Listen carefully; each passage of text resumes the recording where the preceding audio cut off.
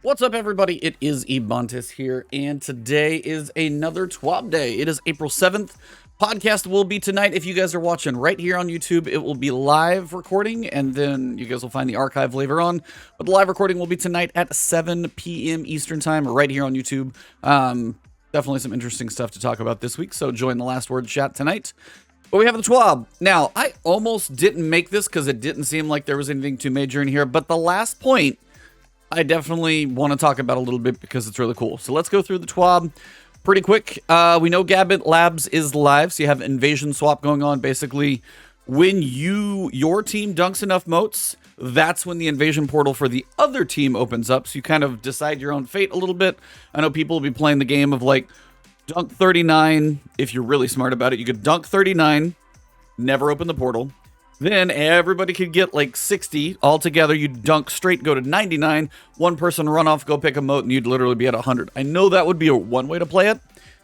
I haven't played too much Gambit because at first the Pinnacle rewards had a bit of an issue, but that has actually been fixed with the server-side patch. So honestly, if you play Gambit, comment below. I'm curious what people think about invasion swap. I don't think this is the be-all end-all like fix, but I think if they try a couple of these things and maybe do some changes, it's always got somewhere underneath the concept of Gambit, there is potential, but between heavy ammo and, you know, just broken exotics and other things, tends to not be that fun for the average group, especially if you're a solo player. Freelance has helped out a little bit. But yeah, if you play Gambit this weekend, I do want to play a little bit of Invasion Swap. Let me know what you guys think about that in the comments. So that is going on right now.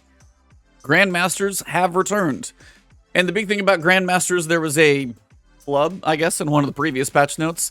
They said the acute burn was intended to be in Grandmaster Nightfalls, and the acute burn actually replaced previous unique strike modifiers like smaller burns and knockback or splash damage. I mean, you can picture like the Scarlet Keep, where it was like the push was really far. They kind of brought that one back in, but it was annoying, but they turned the burn on. So it's 25% extra bonus for you, 50% from the enemies.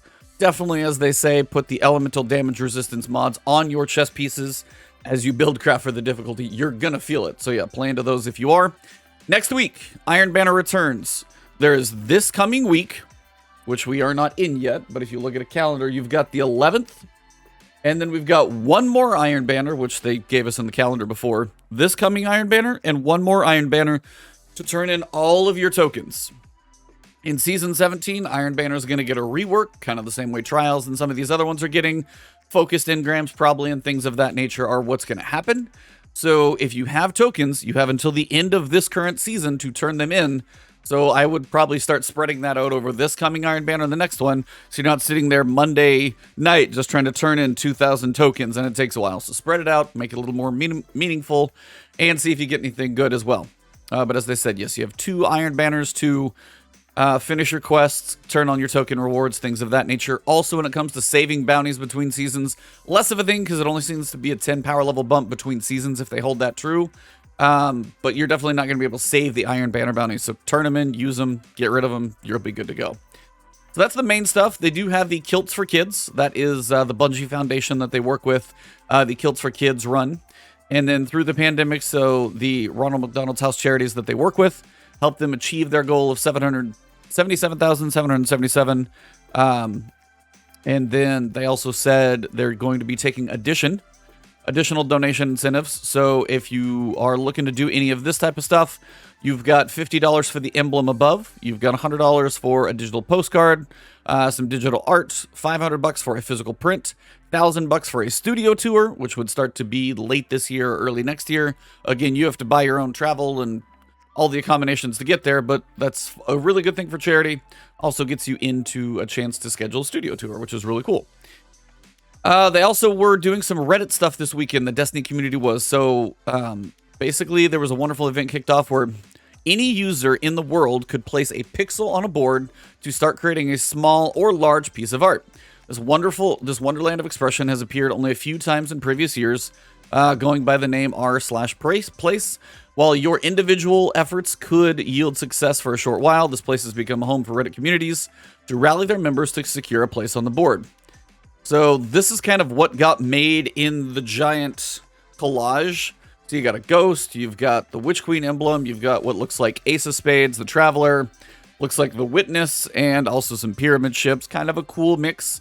And you've got Destiny the game and Destiny 2, so a nice combined effort there. So just cool stuff that Reddit does. Sometimes you never quite know. Sometimes the community could be a bit of a mess. Sometimes fairly cool. Although they snuck Telesto in there. That's actually kind of fitting.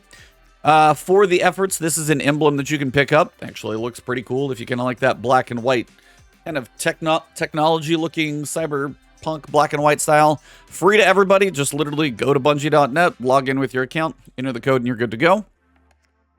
Player support, the Unbroken Seal. Probably spoke about this previously, but the seal based around the Glory playlist, which is survival.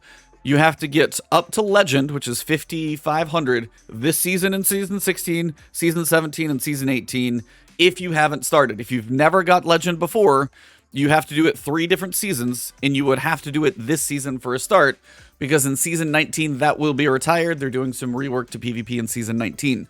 Just a reminder, if that's something you want to do, time to get cracking. Vow the Disciple and the Clever Emblem. Looks like, so if you got the emblem, you'll be receiving it the week of the 19th. The Summoner Auto Rifle from Trials Reputation Reward does not have a Masterwork slot. That is a bit of an issue right now.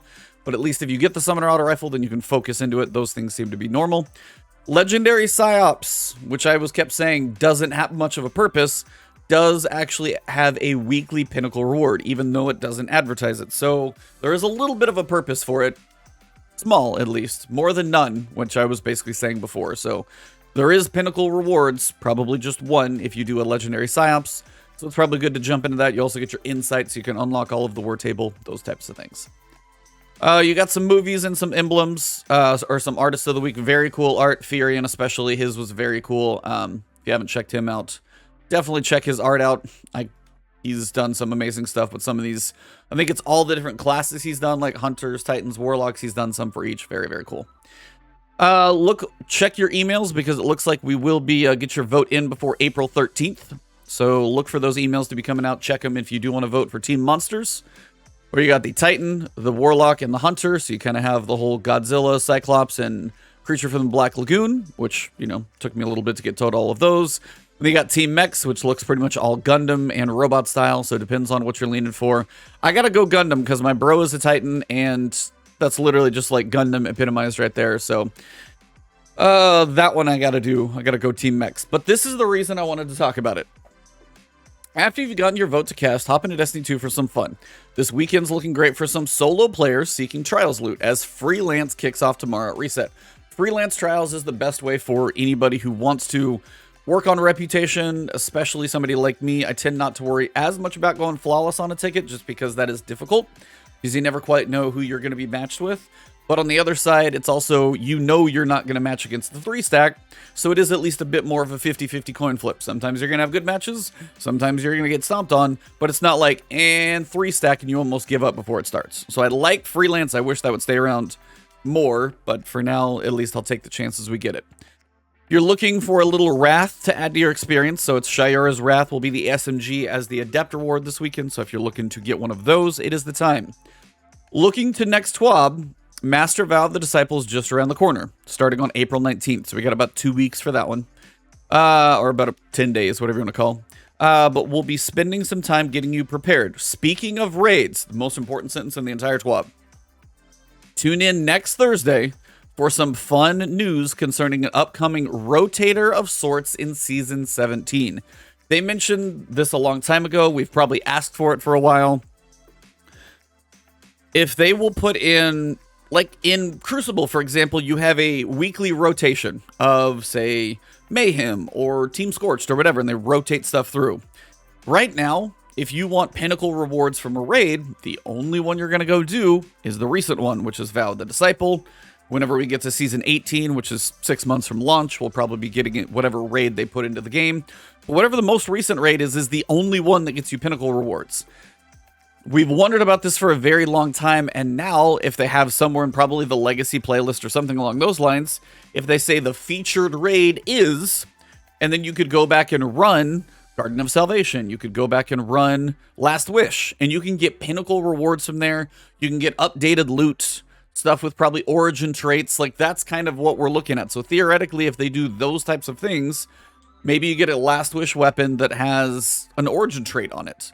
And again, maybe that stuff comes later, but the idea that you could go in, get Pinnacle rewards from doing other raids other than just the recent one gives people more incentive to play the other ones, help people with other ones, gives you reason to learn different raids. And again, I wish this is something they would do at the dungeons as well, because Pinnacles from dungeons are usually just the recent one, which right now it's Grasp of Avarice, but then you have Prophecy, Shattered Throne, and Pit of Heresy. Very cool experiences for both groups and solos.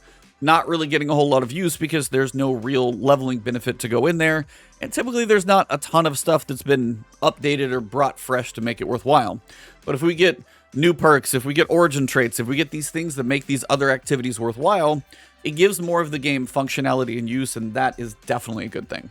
So it's going to be a little while. Obviously, we're just starting in April and the season ends on like May 24th. So you got 7 weeks or so to go. But for now, the idea that a raid rotator could be in the works is exciting to me, and that was one of the main reasons that I wanted to point this one out. But make sure you get your vote in for mechs or monsters. That's totally up to you guys. Do some freelance trials, because you guys know the trials weapons are worth picking up at least one copy of each of them, because they have Alacrity, which is going to help you as a solo player to really get just like stability, aim assist, reload. Alacrity is really good as a solo player if you need to use that weapon in a slot. And then also you got some good weapons. You've got Summoner for that solar auto rifle. There's not a lot of those. Void Scout rifles for Aisha's Embrace. Spend a little time in trials and work on that reputation, if nothing else. Win or loss, you're always getting reputation. And as you get more and more reputation, you will unlock those engrams, getting you some trials rewards. So if you guys enjoyed the video, drop a like below, leave a comment about anything in here. Again, let me know what you guys think of Gambit Labs. Let me know if you guys are excited about a raid rotator, if dungeon rotator would be more preferable. Maybe we'll get both eventually. Let me know what you guys think about everything in here. If you want to find me on Twitter, it's Ebontis. On Twitch, it's Ebontis. And then tonight, The Last Word, 7 p.m. Eastern, right here on YouTube. Tune back in and check that one out. If you aren't subscribed to the channel, hit that subscribe button, hit the alert bell. Those of you who are channel members already, or Patreon subscribers, thank you for that extra effort. You guys are all amazing, though, and I'll see you soon.